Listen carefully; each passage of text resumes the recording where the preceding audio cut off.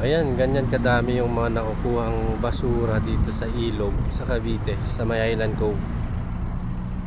Ayan, oh. So tambak, hinukay nila yan dyan galing sa gitna and ginigilid nila. And dun sa kabilang side, nilalagyan nila ng bakod na sisimentohin na yan, kagaya ng ginawa nila doon.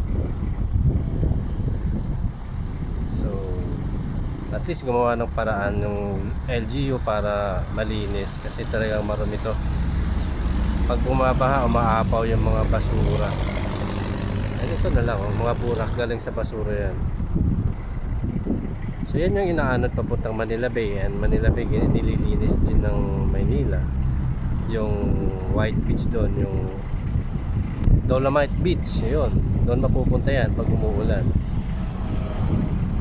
So it is a good development na ginagawa nila ng paraan, kasi grabe talaga yung basura. Ayun, so salute, at least ginagawa ng paraan. Kita mo naman yan.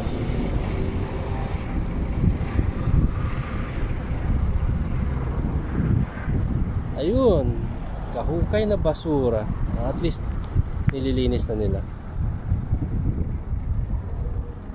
Yun, ladies and gentlemen.